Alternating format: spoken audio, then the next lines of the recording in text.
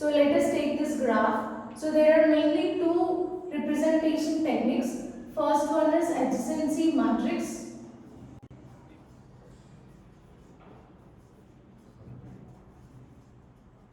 Second one is adjacency list.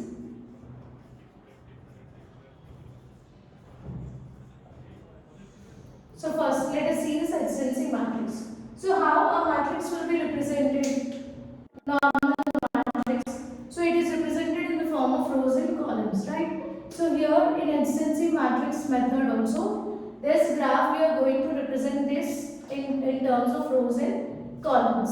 So let us take matrix.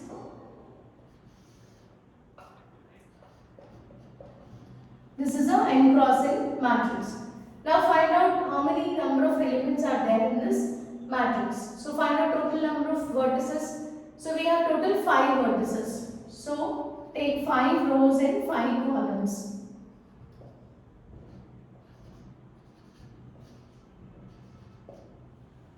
Now, so check whether there are any self loops in the given graph. So are there any self loops in the graph? 1 on 1, 2 on 2. We don't have any self loops or we don't have any loops. So 1 on 1 it is 0 as there is no loop. 2 on 2 0. 3 on 3 0.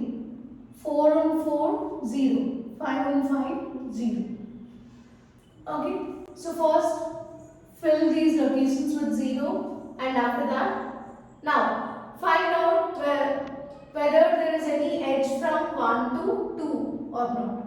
Yes, 1 to 2 we have an edge. So 1 to 2, as we are having edge here, you need to represent that with 1.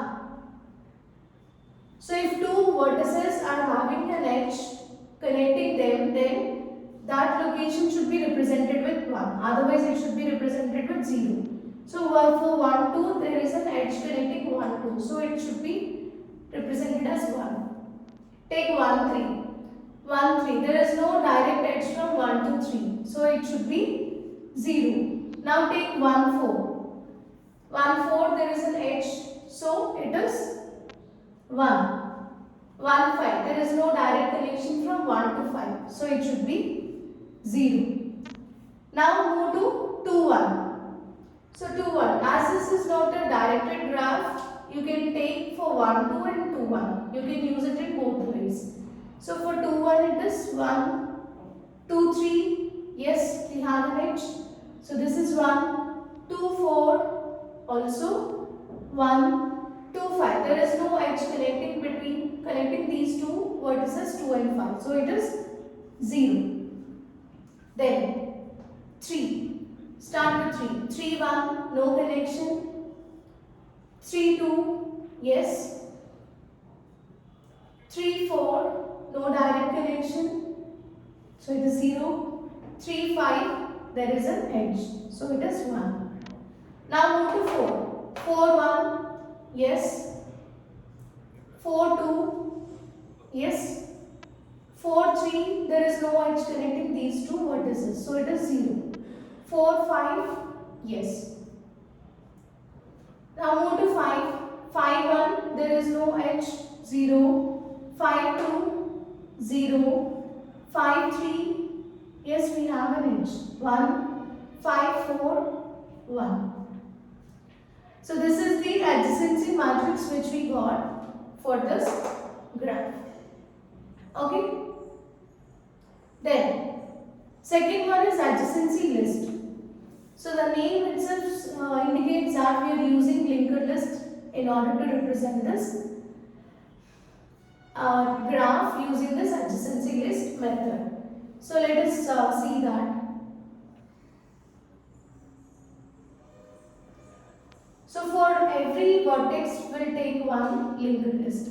So how many vertices we have in this graph? Total 5. So it is 1, 2, 3, 4, 5. So for every vertex we will maintain a linked list. Now start with 1. So 1 and 2 they are having edge. So What are the adjacent vertices of 1, 2 and 4? So place 2, create one more node and place 4. So this is a linked list for this vertex 1. Next, take 2. What are the adjacent vertices of 2? 3, 4, 1. So it is 1, 3, 4. So you can draw this directly from this adjacency matrix also. So wherever we have 1, we will be creating node at that position.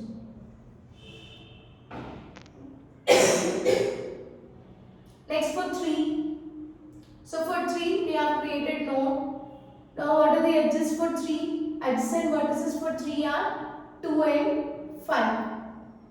So take 2 and 5. Next for 4, what are the adjacent vertices? 1, 2, 5. 1, 2 and 5. Next for fifth one, adjacent vertices are 3 and 4.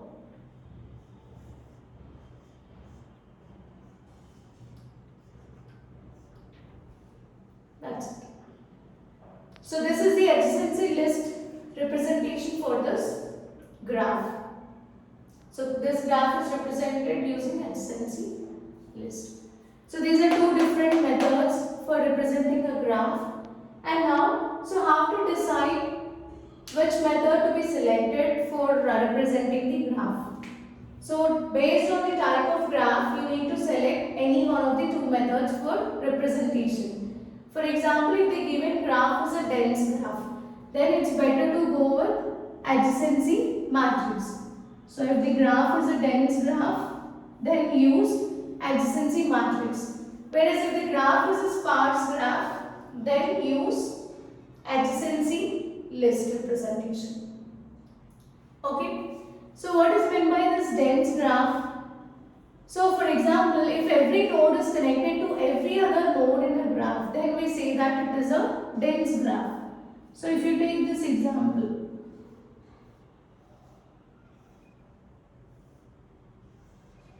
here every node is connected to every other node in this graph. So this is nothing but dense graph. Okay. So if your graph looks like this, then in that case you should use adjacency matrix representation for that graph. Whereas if it is a sparse matrix, so sparse matrix means every node, it won't be connected to every other node. So it's not necessary that all the nodes should be connected to each other.